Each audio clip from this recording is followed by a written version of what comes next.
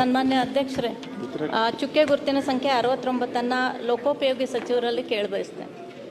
ಅಧ್ಯಕ್ಷರೇ, ಸನ್ಮಾನ್ಯ ಸದಸ್ಯರಿಗೆ ಉತ್ತರವನ್ನು ಒದಗಿಸಲಾಗಿದೆ. ಸನ್ಮಾನ್ಯ ಅಧ್ಯಕ್ಷರೇ, ಇವತ್ತು ನಾವು ಶಾಸಕರಾಗಿ 2 ವರ್ಷ ಆದರೂ ಕೂಡ ಇದು ಒಂದು ಪ್ರಶ್ನೆನ ನಾನು ಮೇಲಿಂದ ಮೇಲೆ ಪ್ರತಿಯೊಂದು ಅಧಿವೇಶನದಲ್ಲೂ ಕೂಡ ನಾನು ಕೇಳ್ತಾ ಇದ್ದೀನಿ ಅಧ್ಯಕ್ಷರೇ. ಪ್ರತಿಯೊಂದು ಅಧಿವೇಶನದಲ್ಲೂ ಕೂಡ ಈ ಕಾಮಗಾರಿಯನ್ನು ಪೂರ್ಣಗೊಳಿಸ್ತೀವಿ ಅಂತಕ್ಕಂಥ ಉತ್ತರ ಸಚಿವರಿಂದ ಬರ್ತಾ ಇದೆ.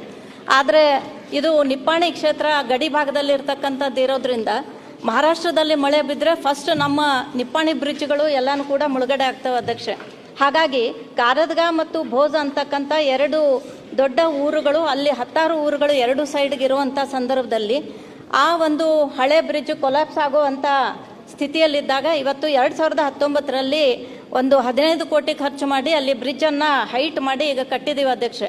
ಆದರೆ ಆ 2 ಬದಿಗಳಲ್ಲಿ ಅಪ್ರೋಚ್ ರೋಡ್ಗಳನ್ನು ಮಣ್ಣಿನ ಮುರುಮ್ ಹಾಕಿ ಆ ಅಪ್ರೋಚ್ ರೋಡ್ಗಳು ಮಾಡ್ತಕ್ಕಂಥ ಸಂದರ್ಭದಲ್ಲಿ ಮತ್ತೆ ಅಲ್ಲಿ ಫ್ಲಡ್ ಬಂದಾಗ ಅಲ್ಲಿ ಬ್ಯಾಕ್ ವಾಟರ್ ಎಲ್ಲನೂ ಕೂಡ ಊರಲ್ಲಿ ಹೋಗುವಂಥ ಸಂದರ್ಭ ಮತ್ತು ರೈತರ ಹೊಲಗಳಲ್ಲಿ ಹೋಗುವಂಥ ಸಂದರ್ಭ ಇದ್ದಾಗ ರೈತರೆಲ್ಲರೂ ಬಂದು ಸ್ಟ್ರೈಕ್ ಮಾಡಿದಾಗ ನಾನೇ ಸ್ವತಃ ಅಲ್ಲಿ ಹೋಗಿ ನೋಡಿದಾಗ ಅಧಿಕಾರಿಗಳನ್ನು ಕೂಡ ಕರ್ಕೊಂಡು ಹೋಗಿದ್ದೆ ಅಧ್ಯಕ್ಷರೇ.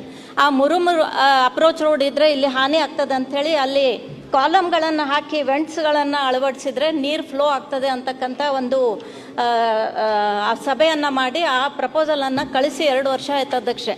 ಹಾಗಾಗಿ ಆನೆ ಪಾರಾಯಿತು ಬಾಲ ಉಳ್ಕೋತು ಅನ್ನುವಂಥ ಪರಿಸ್ಥಿತಿ ಇವತ್ತು ನಂದಾಗಿದೆ ಅಧ್ಯಕ್ಷರೇ. ಹಾಗಾಗಿ ತಮ್ಮ ಮೂಲಕ ಸಚಿವರಲ್ಲಿ ಕಳಕಳಿಯಿಂದ ವಿನಂತಿ ಮಾಡ್ತೇನೆ, ಈ ಒಂದು ಗಾಂಭೀರ್ಯವನ್ನು ಅವ್ರು ತಿಳ್ಕೋಬೇಕು ಮತ್ತು ಆ ಒಂದು ಅಪ್ರೋಚ್ ರೋಡ್ಗಳನ್ನು ಬಹಳಷ್ಟು ಬೇಗ ಮಾಡಬೇಕು ಅಂತೇಳಿ. ಯಾಕಂದರೆ ಇದು ಹಳೆ ಬ್ರಿಡ್ಜ್ ಕೂಡ ಕೊಲ್ಯಾಪ್ಸ್ ಆಗ್ತಾ ಇದೆ ಅಧ್ಯಕ್ಷ.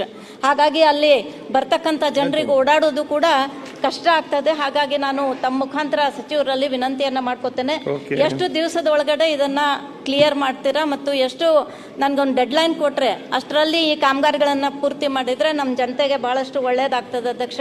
ಅದಕ್ಕೆ ಉತ್ತರ ಸಚಿವರು ಕೊಡಬೇಕು ಅಂತ ಹೇಳ್ತೇನೆ. ಸನ್ಮಾನ್ಯ ಅಧ್ಯಕ್ಷರೇ, ಇದು ಬ್ರಿಡ್ಜ್ ಅಂತ ಕಂಪ್ಲೀಟ್ ಆಗಿದೆ ಸೇತುವೆ. ಈಗ ಅಪ್ರೋಚ್ ರೋಡ್ ಮಾತ್ರ ಸಮಸ್ಯೆ ಇದೆ.